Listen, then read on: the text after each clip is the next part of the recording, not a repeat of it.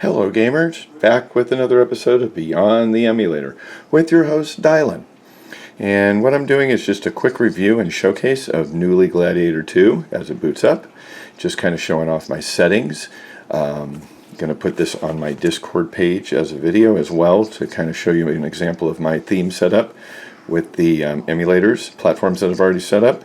So we've installed it. We've got the art book next theme. So I've got Game Boy Advance. If you have a Star, that's a favorite. I've got these games here, basically. I've got Nintendo DS. I've got ports, which I'm not going to really discuss. Pygame. I've got EmuDrop. I've got Sega Mega Drive. I've got Dreamcast. Selection of games there. I've got PlayStation, PSP. Fair amount of games there. With screen art, tools, we've got RetroSend, which does work. So if you are able to get RetroSend through GitHub, it does work. Retro Achievements, anything that's associated to Retro Achievements. And back to emulators, PPSSPP. That version actually just is set up for the OpenGL, not the Vulkan mode. So if you change it, it will crash. So just a heads up there. So just a quick note, if we went to our start menu, it's going to give you our main menu, game settings, just kind of a couple things that you would want to make sure that you set up in game settings. If you added any games or refreshed your screen from doing any downloads through EmuDrop, you'd want to do an update to the game list. RetroArch settings, basically wanting to turn it on if you want to use it. NetPlay, I have not used that yet. You can check if you have any missing BIOS. I've got it set up for auto-save load for my save states. I've got my power and my battery mode set at auto. I've got my decorations set at none, so I don't have any overlays going. Kind of made some customization. Per system advanced configuration, that's per emulator for each platform. So you can see the selection here. If I wanted to go into these, I can set up as my default. So for like Game Boy Advance, I basically have the MGBA.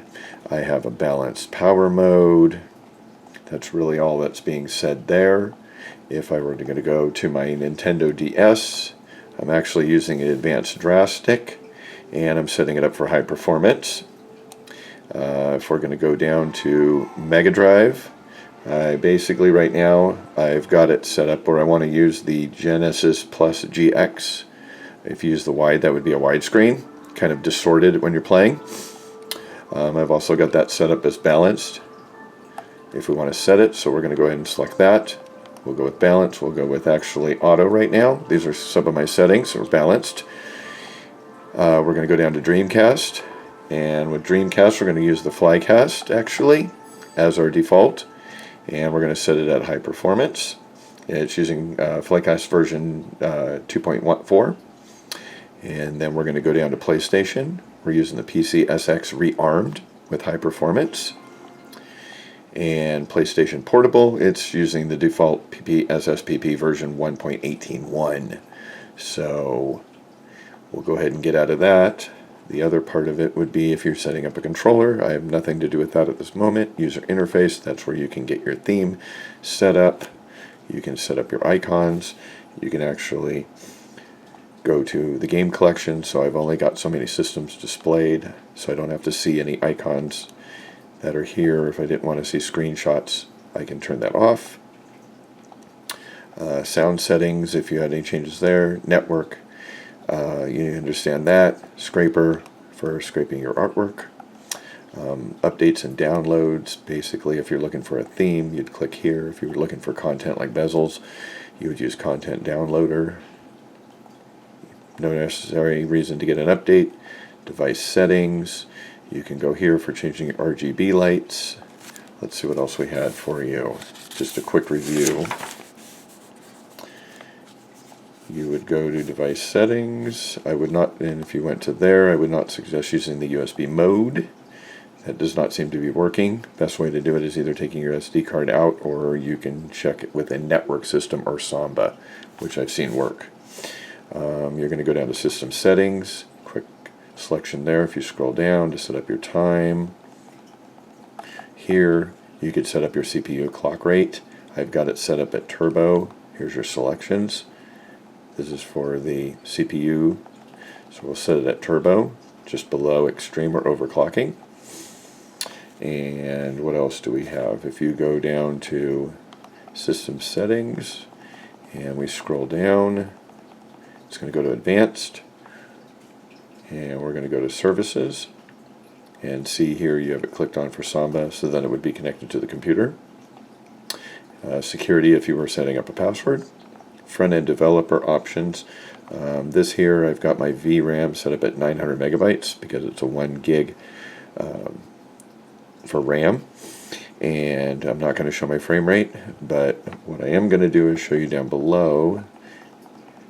Scroll down to display settings, and if you want a bigger image on your screen for your fonts and your menu icons, you could raise it to 125% for the menu and theme.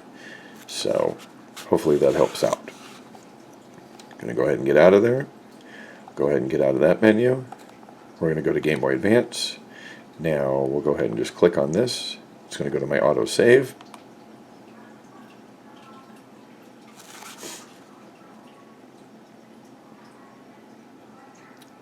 Here's my game.